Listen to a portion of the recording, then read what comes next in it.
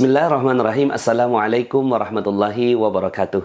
Alhamdulillah, summa alhamdulillah, wassalatu wassalamu ala rasulillah wa ala alihi wa sahbihi wa wala hawla wa la quwata illa billah, amma ba'd. Alhamdulillah, senang sekali bisa bertemu dengan Anda semua di channel Magnet Rezeki. Saya doakan Anda semua mendapatkan keberkahan, kemuliaan, kejayaan, ketinggian dari Allah Subhanahu wa Ta'ala, sehingga Anda semakin dekat dengan cita-cita Anda, semakin dekat dengan harapan Anda, semakin dekat dengan dream Anda, dan yang paling utama adalah semakin dekat dengan Allah Subhanahu wa Ta'ala. Amin ya rabbal alamin. Seperti biasa, di channel ini kita akan membahas tentang rahasia magnet rezeki, menarik rezeki dahsyat dengan cara Allah. Namun sebelumnya, bagi Anda yang baru saja menemukan channel ini dan merasa konten yang ada di channel ini bermanfaat, silahkan subscribe. Insya Allah Anda akan mendapatkan konten-konten bermanfaat di channel ini.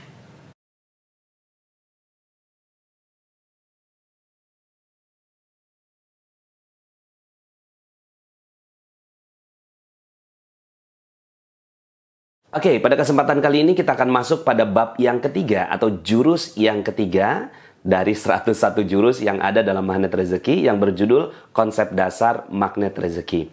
Banyak orang ketika mendengarkan nama magnet rezeki merasa bahwa ini ilmu yang aneh, ilmu yang tidak mungkin, ilmu yang mustahil, ya. Padahal sebenarnya dalam ilmu pengetahuan kita mengenal yang namanya magnet. Ada magnet menarik besi. Nah, kenapa menarik besi? Lalu kemudian akhirnya ilmu pengetahuan mempelajari ada energi yang ada di magnet tersebut, sehingga akhirnya dia bisa menarik struktur molekul yang ada di besi. Begitupun ketika ya ada golok ya atau pisau yang diinduksi dengan sebuah magnet dengan berulang kali, lalu kemudian didekatkan kepada besi yang lain, lalu kemudian tiba-tiba golok itu, pisau itu berubah menjadi magnet. Namun sementara sifatnya tidak seperti magnet yang strukturnya sudah seperti magnet. Kemudian setelah beberapa lama sifat magnet itu hilang dan kembali harus diinduksi. So, ini adalah ilmu pengetahuan. Ada magnet yang bisa menarik besi yang lain. Kalau itu terjadi pada magnet, kenapa itu tidak terjadi pada manusia? Sementara ketika kita ya diinduksi dengan energi yang luar biasa, maka akhirnya kita bisa bersifat seperti magnet juga.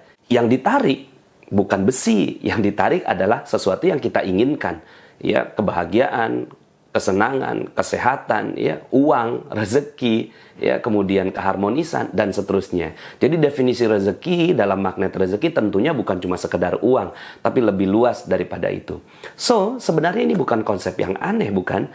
Kalau kita mempelajari ilmu pengetahuan. Sehingga akhirnya kita bisa meniru apa yang terjadi pada struktur molekul yang ada di dalam magnet. Contoh lain misalnya hubungan antara kupu-kupu dengan taman. Kupu-kupu itu ibarat proyek, ibarat uang, ibarat kesenangan, ibarat apapun yang kita ingin tarik dalam kehidupan kita. Banyak orang yang menarik kupu-kupu itu menggunakan jaring. Pergi pagi, pulang sore, ya, membawa jaring, lalu kemudian menangkap kupu-kupu.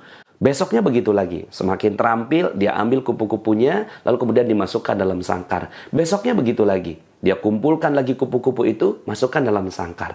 Lalu kemudian pertanyaan saya adalah, ketika telah terkumpul 1000 kupu-kupu di dalam sangkar, kemudian ingin bermain dengan satu kupu-kupunya, dia mulai membuka pintunya, apa perasaannya?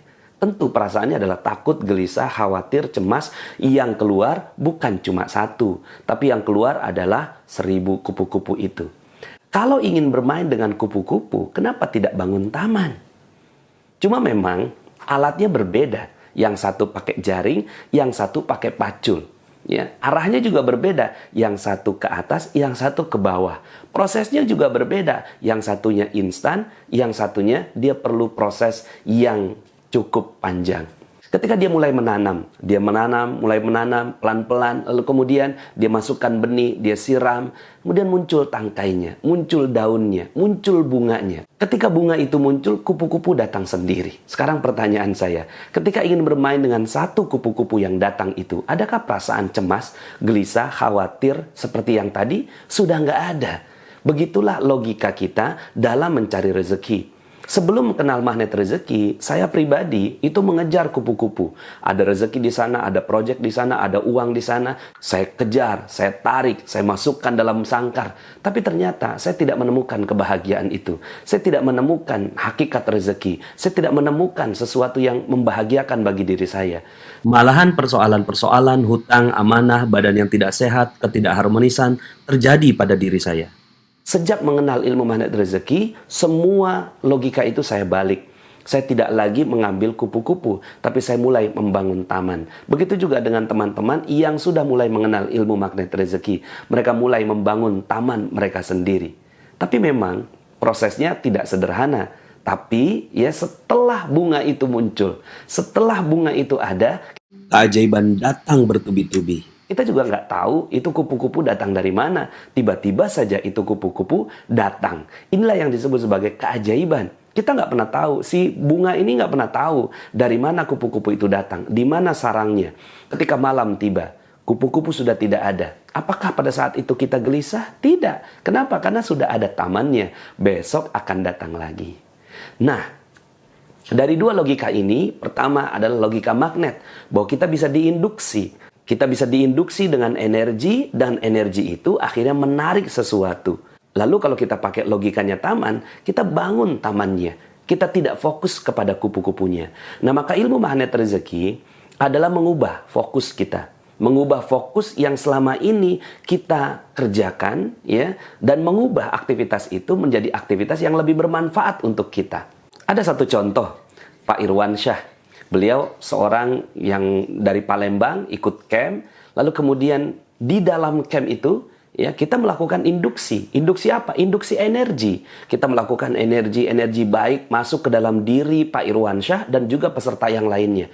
Apa yang terjadi? Yang terjadi adalah beliau sampaikan di dalam camp, mengatakan kepada kita semua dalam ruangan, Pak Nas, ajaib sekali. Istri saya yang menderita kista itu melaporkan, menyampaikan bahwa kistanya sudah sembuh. Padahal Pak Irwansyah baru saja mengikuti trainingnya, baru saja mengikuti campnya. Apa yang terjadi?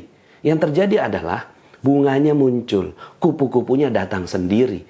Allah yang mengizinkan kupu-kupu itu datang. Kupu-kupu ini sekali lagi berupa rezeki yang kalau dalam kasusnya Pak Irwansyah adalah kesehatan. Ketika pulang dari camp, beliau datang menemui istrinya, apakah benar seperti itu? Kistanya sudah hilang, ya? Ternyata betul saja, kistanya sudah hilang. Lalu kemudian akhirnya beliau terus-menerus menggunakan ilmu magnet rezeki ini selama 40 hari. Apa yang terjadi? Yang terjadi adalah selama 40 hari itu Allah merapihkan kehidupannya. Beliau sedang melakukan yang namanya induksi. Induksi apa? Induksi energi baik yang ada dalam dirinya. Terjadilah taman kehidupan itu. Terjadilah taman rezeki itu dan kupu-kupunya datang sendiri. Anda bisa membaca kisah Pak Irwansyah ini dalam channel Telegram kami yang diberi judul Persoalan 10 tahun selesai dalam waktu 40 hari. Coba bisa dibayangkan, 10 tahun Pak Irwansyah berada dalam aktivitas dia mencari kupu-kupu. Tapi ternyata ketika kupu-kupunya itu datang, malah dia tidak mendapatkan apa yang dia inginkan. Tapi ketika dia 40 hari fokus di dalam pembangunan taman, lalu kemudian tiba-tiba Allah Subhanahu wa Ta'ala menyelesaikan semua persoalannya.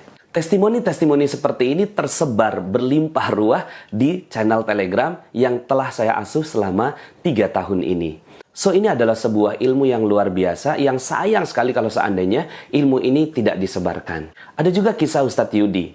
Beliau dari Aceh menggunakan ilmu ini untuk melakukan penyembuhan kepada klien-kliennya. Beliau adalah salah satu ahli ruqyah di daerahnya. Ada seorang yang datang dengan 20 tahun nggak punya anak.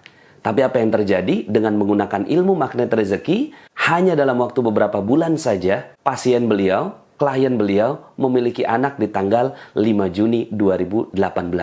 Subhanallah. Apa yang terjadi? Yang terjadi adalah ketika sang klien ini, seorang yang tidak memiliki anak selama 20 tahun, dia fokus sekali dengan mengejar kupu-kupunya. Dia kejar kupu-kupunya, dia kejar kupu-kupunya. Lalu kemudian akhirnya Allah Subhanahu wa Ta'ala dengan ilmunya menginginkan agar sang ibu tidak fokus kepada kupu-kupunya, fokus saja pada tamannya. Dan ternyata apa yang terjadi? Beberapa bulan saja, 20 tahun persoalan selesai. Nah, sekarang tinggal bagaimana ilmu ini bisa juga Anda gunakan. Nah, konsep dasarnya seperti tadi. Kita tidak lagi fokus di luar. Yang kita lakukan adalah fokus di dalam. Kita tidak lagi mengejar kupu-kupu, tapi kita membangun taman kita. Dan itu kebahagiaannya luar biasa. Ketika mendapatkan rezekinya, kebahagiaannya berbeda. Prosesnya juga berbeda. So, sekarang kita sama-sama bersepakat bahwa logika itu masuk akal kan? Bahwa ketika kita bangun taman, maka kupu-kupunya datang sendiri. Rezeki itu datang sendiri. So, kata-kata bahwa duduk diam, rezeki datang sendiri, mudah-mudahan dipermudah dengan tamsil itu.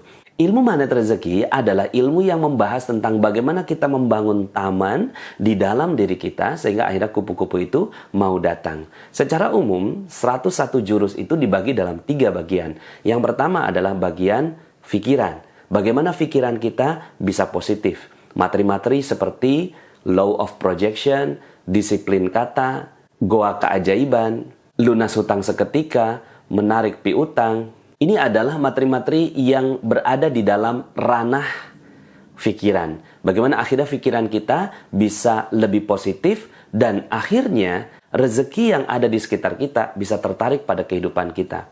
Bagian yang kedua adalah bagaimana kita bisa positive feeling, yaitu bagaimana perasaan kita bisa positif. Contohnya, jantung kita yang berdebar-debar. Ini adalah tanda di mana kita tidak positive feeling atau kita mengalami hal yang tidak nyaman dalam perasaan kita.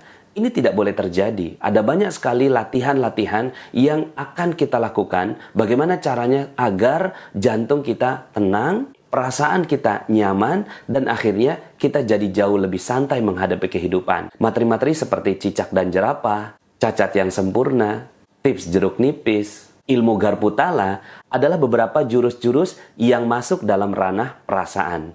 Dan kemudian yang ketiga, yaitu motivasi. Motivasi ini berada jauh di dalam spiritual kita. Contohnya saja misalnya, apa itu motif ekonomi?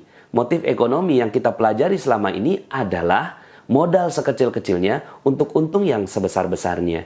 Di dalam kajian magnet rezeki, ini masuk dalam -3 atau keserakahan. Ketika ini masih ada di dalam diri kita, maka rezeki nggak akan pernah masuk.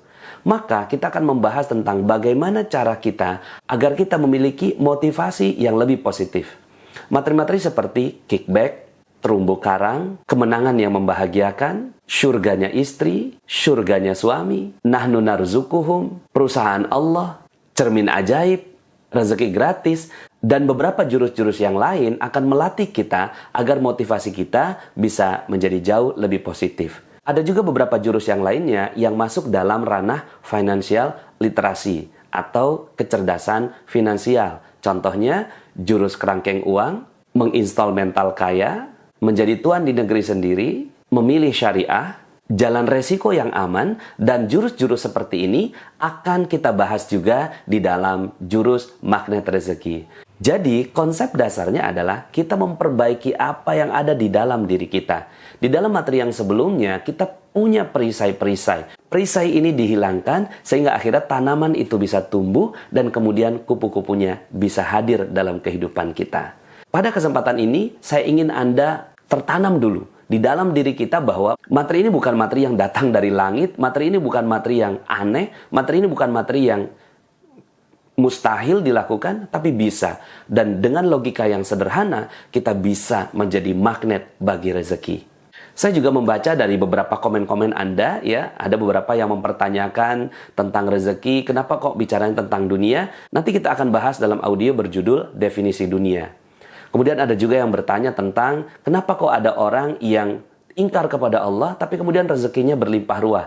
Itu akan kita bahas dalam audio berjudul Lain Ladang, Lain Ilalang. So, insya Allah, bagi Anda yang masih mau sabar menunggu video YouTube-nya, karena ternyata tidak mudah untuk memproduksi video, tapi it's okay, ya, kita akan cicil ini. Bagi Anda yang ingin langsung mempelajarinya, silakan ke Telegram. Di sana sudah ada 43 jurus yang sudah disampaikan. Atau kalau seandainya Anda juga ingin membahasnya, yuk sama-sama kita berdiskusi secara tatap muka di dalam seminar, training, dan camp yang kita adakan. Mudah-mudahan Allah Subhanahu wa Ta'ala memberikan rezeki yang berkah berlimpah bagi kita, bukan hanya di dunia, tapi juga di akhirat. Saya Nasrullah, sampai jumpa dalam video berikutnya. Assalamualaikum warahmatullahi wabarakatuh.